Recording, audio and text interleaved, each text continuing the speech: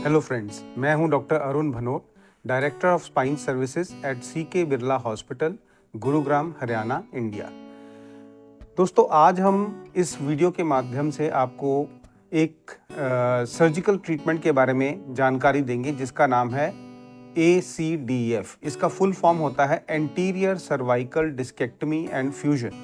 ये गर्दन के अंदर जो हमारा हिस्सा होता है स्पाइन का, इसको बेसिकली 3 हिस्सों में बांटते हैं हम। एक होता है गर्दन वाला, एक होता है धड़ वाला और एक होता है पीठ वाला, कमर का। तो गर्दन वाले को हम बोलते हैं सर्वाइकल स्पाइन, जो धड़ वाला हिस्सा उसे हम थोरैसिक स्पाइन या डॉर्सल स्पाइन के नाम से, और जो कमर वाला होता है उसे हम लंबर स्पाइन के नाम से जानते हैं।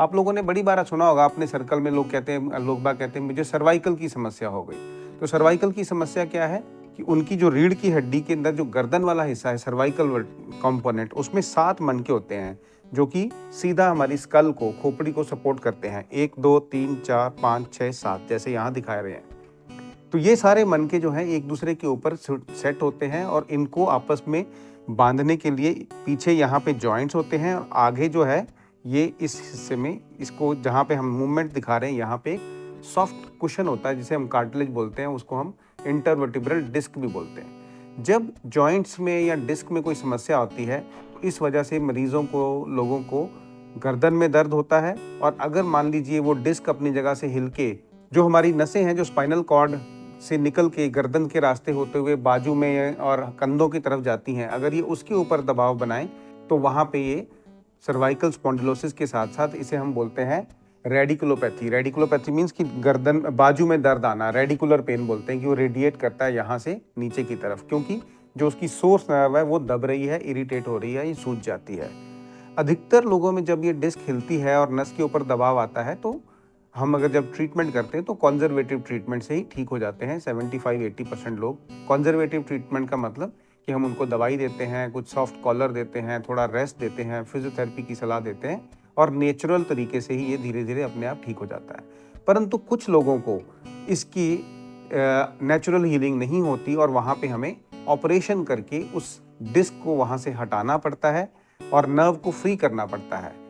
उस स्थिति में कई बार तो हम इसको एंडोस्कोपिक तरीके से भी ठीक कर सकते हैं, पर कभी कभी एक ऑपरेशन होता है जिसे हमें बोलते हैं anterior cervical discectomy and fusion, ACDF, वो करना पड़ सकता है। तो ये ACDF क्या है, उसी के बारे में हम आज डिटेल में चर्चा करेंगे।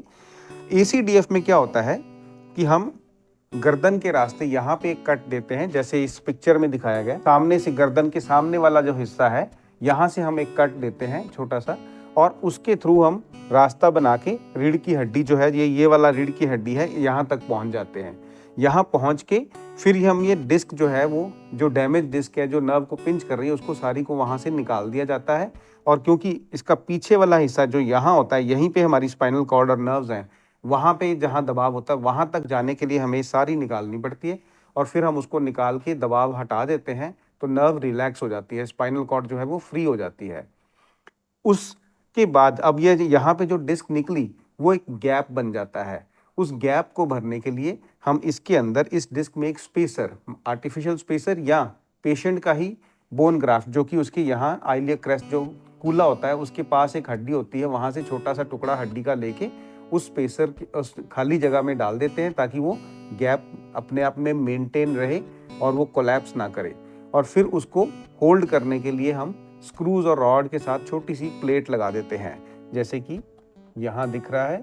जैसे आप देख सकते हैं, ये एक मन का है, ये दूसरा मन का है, और बीच में ये जो डिस्क थी, जैसे यहाँ नॉर्मल डिस्क है, यहाँ नॉर्मल डिस्क है, और वो यहाँ पे निकाल दी गई है। और ये स्पेसर है आर्टिफिशियल, यहाँ पे इस पिक्चर में ये पीक मटेरियल से डाला गया स्पेसर है।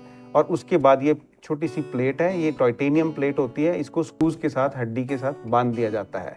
और जब ऑपरेशन खत्म हो जाता है तो आप देख सकते हैं ये एक्सरे में ये कुछ इस तरह का दिखता है। जब ये हो जाता है तो ये स्पाइन स्टेबल हो जाती है और जब दबाव हट गया तो मरीज की गर्दन की दर्द और बाजू की, कंधों की दर्द भी ठीक हो जाती है। कभी कुछ पेशेंट्स को चलने फिरने में दिक्कत हो रही हो तो उस स्थिति के अंदर माइलोपैथी बोलते हैं इस टर्म को, उसमें भी यही होता है कि दबाव एक नस की बजाय सारी स्पाइनल कॉर्ड पे होता है और नीचे के पैरों का कंट्रोल भी खो सकता है।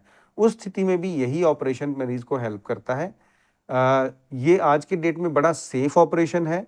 इसके अंदर मिनिमल ब्लड लॉस होता है और ये बड़ा प्रिडिक्टेबल ऑपरेशन है। इसमें मोर देन 95% चांस होते हैं कि पेशेंट को किसी तरह की कोई समस्या नहीं आती ऑपरेशन के बाद और वो जल्द ठीक हो जाते हैं।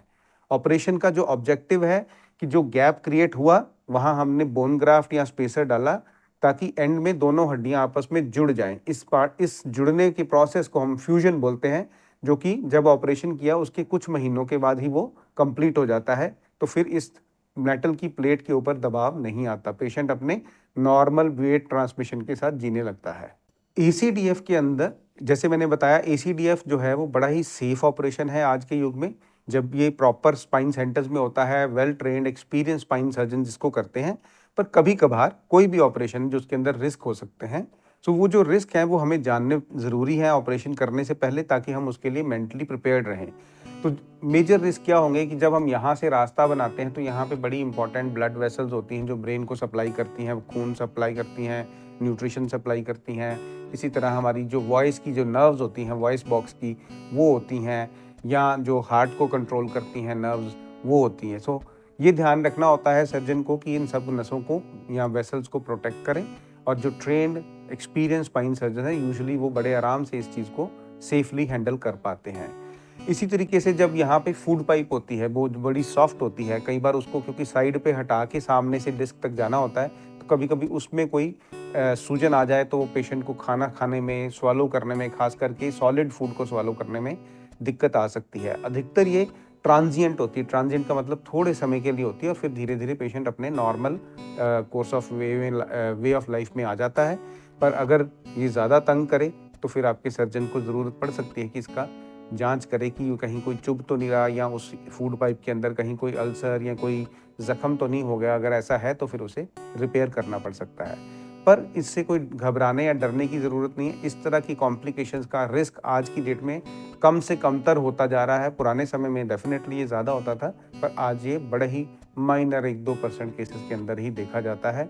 कुछ सेंटर्स में हो सकता है कहीं ज़्यादा हो, बट जैसे जैसे इसका एक्सपीरियंस बढ़ रहा है वैसे वैसे रिस्क ऑफ कॉम्प्लिकेशंस कम होता जा रहा है।